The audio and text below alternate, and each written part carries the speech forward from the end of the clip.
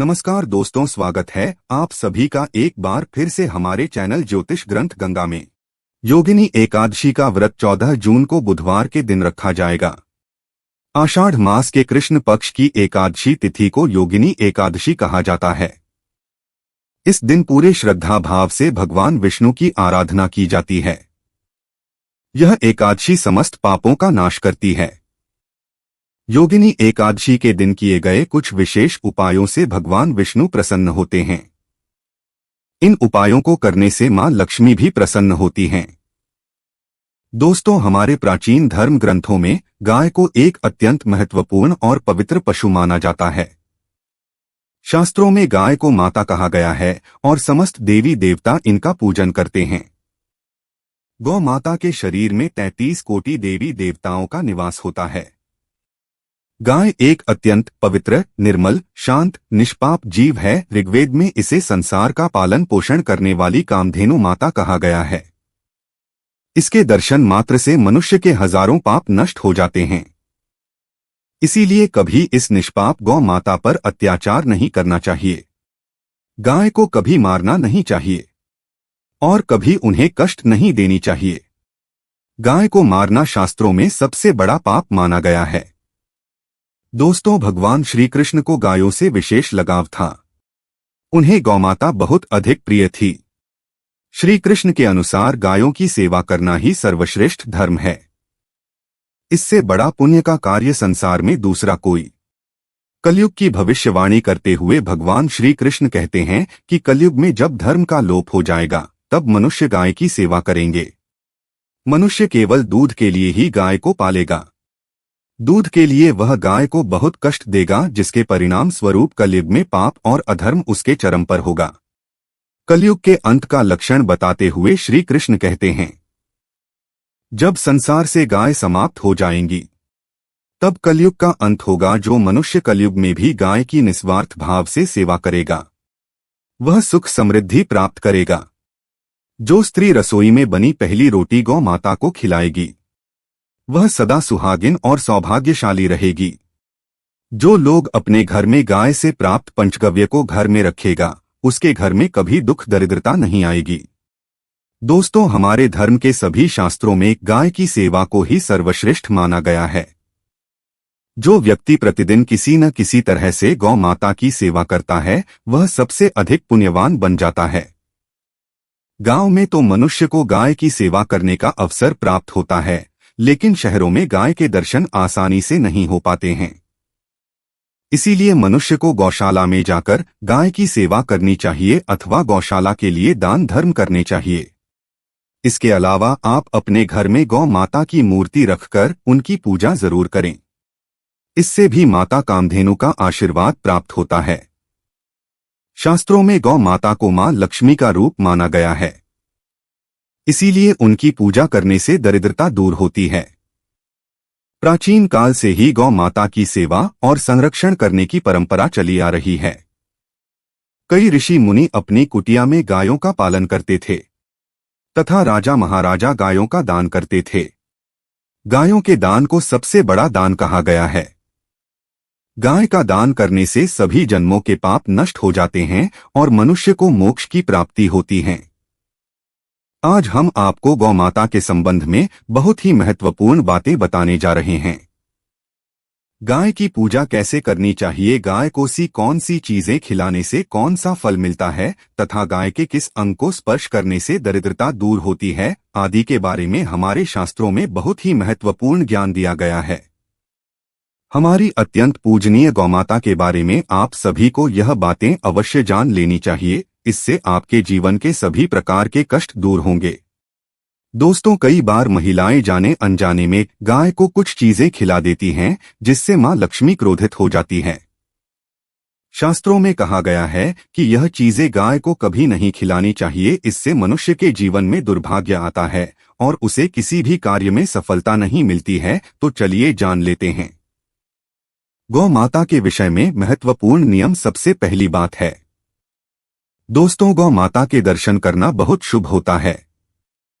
शास्त्र कहते हैं रोज सुबह गाय के दर्शन होने से पुण्य की प्राप्ति होती है और सुबह गोबर के दर्शन होने से लक्ष्मी की प्राप्ति होती है। अगर किसी महत्वपूर्ण कार्य के लिए जा रहे हैं और अचानक ही गौ माता आपके रास्ते में आ जाती है तो वह कार्य निश्चित ही सफल हो जाता है। किसी भी यात्रा पर निकलते समय अगर गौ माता के दर्शन हो जाएं तो वह यात्रा सुखपूर्वक पूर्ण हो जाती है, इसमें संशय नहीं है।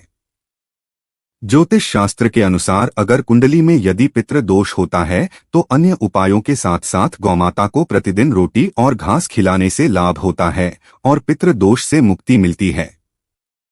इसी तरह यदि कुंडली में यदि शनि की 7.5 या महादशा है तो हर शनिवार और अमावस्या को काले रंग की गाय को घास या रोटी खिलाएं और उसकी पूजा करें।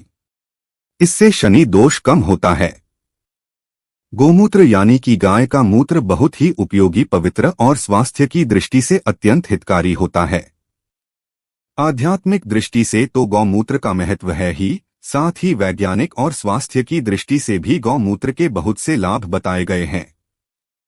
गोमूत्र में बहुत से खनिज पदार्थ और स्वास्थ्यवर्धक तत्व होते हैं जो हमारे शरीर की शुद्धि करते हैं और बहुत से रोगों से भी बचाते हैं। साथ ही गोमूत्र छिड़कने से वातावरण में शुद्धता और पवित्रता व्याप्त हो जाती है। इसीलिए हमारे शास्त्रों में शरीर को निरोगी रखने के लिए प्रतिदिन गोमूत्र का सेवन करने तथा घर में गोमूत्र छिड़कने के लिए कहा गया है। कुंडली में शुक्र ग्रह की स्थिति को मजबूत करने के लिए ज्योतिष शास्त्र के अनुसार सुबह के भोजन में सबसे पहली रोटी निकालकर एक सफेद गाय को खिलाना शुभ माना जाता है। अगर आपकी कुंडली में बुध ग्रह कमजोर है या आपको किसी कारण इसके दुष्प्रभाव झेलने पड़ रहे हैं तो हर बुधवार के दिन गाय को हरा चारा खिलाना शुरू कर दें। इससे बुध से जुड़े दुष्प्रभाव दूर होंगे और आपको तमाम समस्याओं का हल मिल जाएगा। अगर कुंडली में मंगल दोष है जिसके कारण आपके जीवन में कई तरह की परेशानियां हैं तो लाल रंग की गाय की सेवा करें। मंगलवार के दिन गाय का पूजन करें और उसे गुड़ और चने आदि खिलाएं। बृहस्पति ग्रह को जीवन के सभी मांगलिक कार्यों का कारक माना जाता है। ऐसे में अगर किसी व्यक्ति के जीवन में विवाह आदि मांगलिक कार्यों में विघ्न निर्माण हो रहे हैं तो उन लोगों को कुंडली में बृहस्पति ग्रह की स्थिति को मजबूत करने के लिए रोटी पर गुड़ और चने रखकर गाय को खिला देना चाहिए। इससे आपको शुभ परिणाम प्राप्त होते हैं। अगर घर में अशांति है, लड़ाई झगड़े होते रहते हैं तो घर में सुख शांति बनाए रखने के लिए घर के अंदर गाय के गोबर से बने उपले को जलाना चाहिए और उसका धुआं संपूर्ण घर में फैलाना चाहिए। इससे घर की नकारात्मक ऊर्जा नष्ट होती है और सकारात्मक ऊर्जा में वृद्धि होती है। गाय के दूध, दही, घी, गोबर और गौमूत्र से बनने वाले मिश्रण को पंचगव्य कहते हैं। पंचगव्य को पाप नाशक कहा जाता है और हिंदुओं की एक धार्मिक विधि प्रायश्चित करने में इसका उपयोग किया जाता है। पंचगव्य को बनाने वाली सभी वस्तुएं अत्यंत उपयोगी होती हैं जो स्वास्थ्य के लिए लाभदायक तो है ही, साथ ही औषधीय गुणों से भी भरपूर है। दोस्तों, अगर आपके द्वार पर गौ माता आती है उसे बिना रोटी खिलाए जाने मत देना, नहीं तो आपको दुर्भाग्य का सामना करना पड़ेगा, क्योंकि जिसके द्वार से गाय बिना कुछ प्राप्त किए लौट जाती है उसके घर से लक्ष्मी भी चली जाती है। प्रत्येक स्त्री को प्रतिदिन गाय के लिए एक रोटी बनानी चाहिए और प्रेम से गौ माता को खिलानी चाहिए। इससे गौ माता का आशीर्वाद प्राप्त होता है और मन की इच्छाएं पूर्ण। कुछ लोग गौ माता को बासी भोजन अथवा जूठन खिला देते हैं। इसे शास्त्रों में पाप माना गया है और किसी अन्य पशुओं को खिला सकते हैं, लेकिन गाय को कभी जूठन नहीं खिलाना चाहिए। भूख के कारण गौमाता उस अन्य को ग्रहण तो कर लेती है, लेकिन इसका पाप उस व्यक्ति को लगता है जो गौ माता को ऐसा बासी भोजन खिलाता है।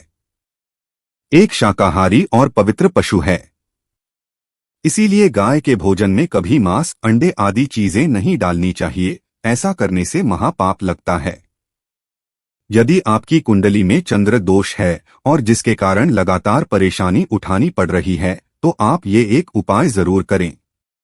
आप रोटी पर सफेद मक्खन, नमक और घी लगाकर गौ माता को खिला दें। यदि शनि दोष है तो आटे में थोड़े काले तिल मिलाकर रोटी बनाकर गौमाता को खिला दें। इससे शनि दोष समाप्त होता है। मंगल दोष को दूर करने के लिए रोटी पर हल्दी लगाकर गाय को खिलाना चाहिए। अगर घर में धन की समस्या है तो गुरुवार के दिन गाय को केले का फल खिलाना चाहिए। इससे दरिद्रता दूर होती है। दोस्तों, गौ माता के पीठ पर एक उभरा हुआ कुबड़ होता है। उसको कुबड़ में सूर्य केतु नाड़ी होती है। जब भी आपके द्वार पर गौमाता पधारे, आप इसको कुबड़ को एक बार जरूर स्पर्श करें। इससे आपके जीवन से सभी दुखों का अंत होगा और धन संपत्ति की प्राप्ति होगी। शास्त्रों में कहा गया है, जो मनुष्य तन मन धन से गौ माता की सेवा करता है, वह मृत्यु के बाद वैतरणी नदी को गौ माता की पूंछ पकड़कर मार कर लेता है। उस व्यक्ति की अकाल मृत्यु नहीं होती है और उसे मोक्ष की प्राप्ति होती है। जिस व्यक्ति के भाग्य की रेखा सोई हुई है, अगर वह व्यक्ति अपनी हथेली पर गुड़ रखकर गौ माता की जीभ से चढ़ाता है तो उसकी सोई हुई भाग्य रेखा खुल जाती है और उसका दुर्भाग्य सौभाग्य में परिवर्तित हो जाता है। तो दोस्तों, इस प्रकार से आप सभी गौ माता की सेवा जरूर करें। उम्मीद है आपको यह जानकारी अच्छी लगी होगी। वीडियो को लाइक जरूर करें और कमेंट में जय गौ माता और जय श्री कृष्ण जरूर लिखें। साथ ही चैनल को सब्सक्राइब करें।